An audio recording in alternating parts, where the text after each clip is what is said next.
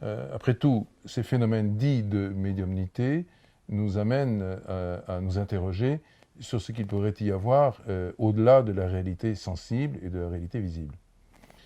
Et qu'on peut même en déduire, quand on parle de ces phénomènes-là, qu'il y a des voies d'accès à ce qui pourrait être, entre guillemets, et je mets les mots vraiment avec prudence, entre guillemets, donc au-delà.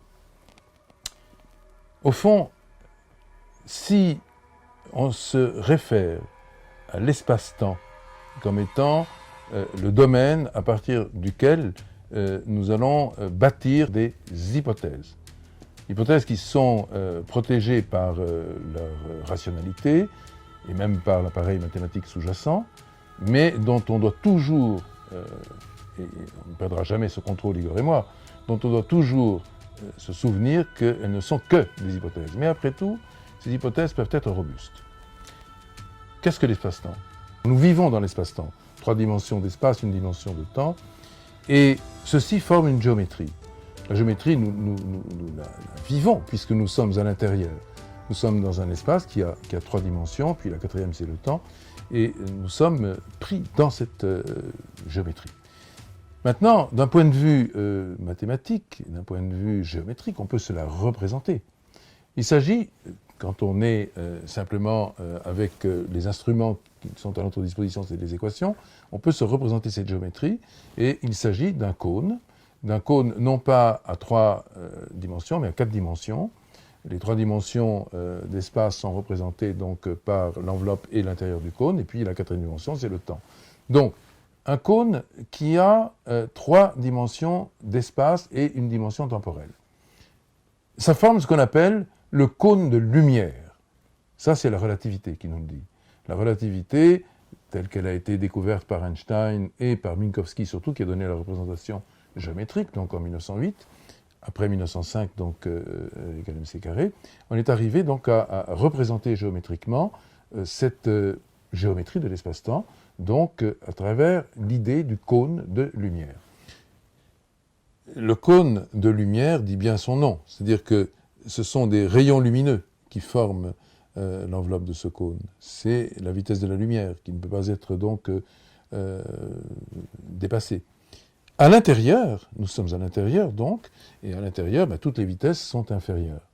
Et tous les phénomènes qui se déroulent donc à l'intérieur de cette géométrie conique. À présent, allons un petit peu plus loin. Faisons un saut comme Einstein l'a fait. Einstein s'est posé la question de savoir s'il ne pouvait pas exister quelque chose qui serait à l'extérieur du cône de lumière, puisque au fond, il y a un intérieur, il y a une limite, qui est le cône lui-même, mais est-ce qu'il n'y a pas quelque chose d'autre à l'extérieur? C'est en tout cas la question que nous nous sommes également posée, Igor et moi. Et en fait, les équations nous disent très directement ce qui se passe. Ce qui se passe, c'est qu'à l'extérieur du cône de lumière, le temps, tel que nous le concevons ici, n'existe plus, ne peut plus exister. À ce moment-là, on est dans un autre monde que Einstein appelait l'ailleurs. Un au-delà, si vous voulez. Un au-delà du cône de lumière, un au-delà de la réalité de l'espace-temps dans lequel nous vivons. Comment se décompose cette réalité et comment est-ce qu'elle se comporte? Elle se comporte avec un nouveau type de temps qui est devenu ce que l'on appelle en mathématiques et un peu aujourd'hui en physique mathématique, le temps imaginaire. Lorsque on se pose la question de savoir à quoi renvoie ce temps imaginaire, il faut comprendre, et ça nous l'avons démontré d'ailleurs, pas seulement dans les thèses de doctorat, un petit peu on a effleuré le sujet, mais dans des articles aussi on a effleuré le sujet, mais on a été plus loin, et on a élaboré par la suite d'autres articles dans lesquels nous avons montré qu'il y a une conjugaison entre le temps imaginaire et autre chose, de la même manière qu'il existe une conjugaison entre le temps réel et la matière. Le temps réel est conjugué à la matière. Ça forme un couple, si vous voulez. Et nous nous sommes posé la question de savoir, mais de quoi le temps imaginaire est-il la variable conjuguée? Et on s'est rendu compte, en fait, que la variable conjuguée du temps imaginaire, c'est l'information. L'information, c'est quelque chose d'impalpable, mais pourtant c'est quelque chose qui existe. Donc, ce qu'il nous faut comprendre, c'est qu'à l'extérieur de ce fameux cône de lumière, et c'est la conclusion qu'on a envie de donner, il existe autre chose. Ce que Einstein appelle l'ailleurs, c'est en effet autre chose. Cette autre chose est dominée par une autre forme du temps qu'on appelle le temps imaginaire, qui lui n'a aucune barrière, si on peut dire, dans le temps réel, c'est-à-dire que la durée n'existe plus là-bas.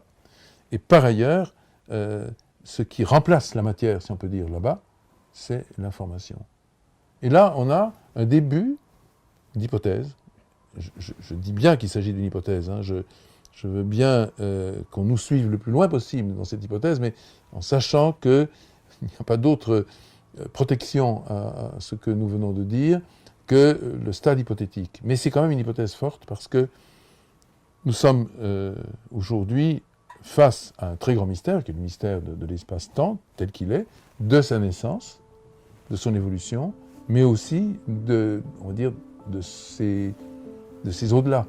Et il n'y a pas de meilleure explication que celle qui consiste à dire qu'au-delà de la matière et au-delà du temps, il existe probablement une autre forme du temps et une autre prolongement de la matière, un au-delà de la matière qu'on appelle l'information.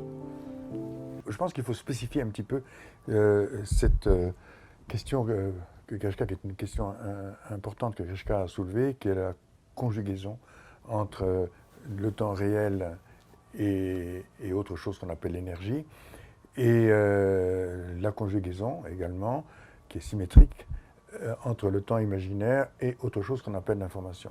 Bon, une bougie, par exemple, comme celle-ci, elle brûle, elle consomme de l'énergie dans le temps. Un sablier consomme de l'énergie, qui est l'énergie de gravitation, et permet de mesurer le temps. Une pendule, toute bête, elle, qu'est-ce qu'elle fait? Elle mesure le temps, tout simplement, grâce à l'énergie de gravitation, hein, puisque ce sont des poids qui vont faire tourner les aiguilles et donc mesurer le temps. On voit qu'il existe donc une conjugaison, un mariage entre le temps et l'énergie. Ce sont deux choses qui sont indissociables l'une de l'autre. Maintenant, Grishka a parlé d'une conjugaison entre le temps imaginaire et l'information. Alors il faut essayer de comprendre ce que ça veut dire.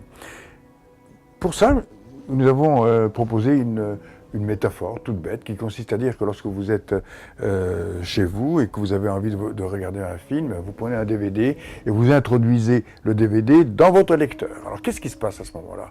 Eh bien, le DVD, qui est un disque, est introduit dans le monde de l'énergie, hein, l'énergie électrique, l'énergie mécanique, la vôtre également, vous respirez pendant ce temps-là. En fait, vous regardez le film dans un monde qui est celui de l'énergie. Donc vous avez là une nouvelle illustration de ce qu'on appelle la conjugaison énergie et temps. Ça va durer 1h30. 1h30 après, vous appuyez sur Eject, vous récupérez votre DVD, mais alors réfléchissez, vous le retirez du monde de l'énergie. Mais c'est pas parce que vous l'avez retiré du monde de l'énergie que l'image a disparu de l'écran, que l'histoire n'existe plus. Elle est toujours là. Elle est dans le disque. Elle est gravée dans le disque sous une forme tout à fait différente, qui est de l'information. Il n'y a plus de passé, il n'y a plus de futur, il n'y a qu'une information globale qui est gravée là. Il faut bien réfléchir à cela. C'est-à-dire qu'en fait, les personnages qui étaient, entre guillemets, à l'écran tout à l'heure, sous une forme d'énergie, ils sont toujours là, mais ils sont toujours là sous une autre forme, une forme d'information. Et lorsque Grishka risque, et lorsque nous risquons ensemble, une hypothèse qui consiste à dire, eh bien oui, dans le temps imaginaire, eh bien, on peut avoir accès à des informations qui sont toujours là, sous une autre forme, et peut-être, et c'est encore une fois une hypothèse, que quelques-uns peuvent avoir accès à ce temps imaginaire et peuvent avoir accès aux informations qui sont enfouies et en général totalement inaccessibles dans le monde réel, si on peut dire, dans le temps réel. Ces informations sont inaccessibles, mais si on fait l'hypothèse qu'il est possible de faire des incursions dans le temps imaginaire, alors ça devient envisageable. À la fin de nos émissions dans Rayon X, nous avions pour habitude de dire dans l'univers, rien n'est impossible. Dans l'univers, rien n'est impossible. Oui. Et parfois, on faisait une variation et on disait, dans l'univers, tout est possible.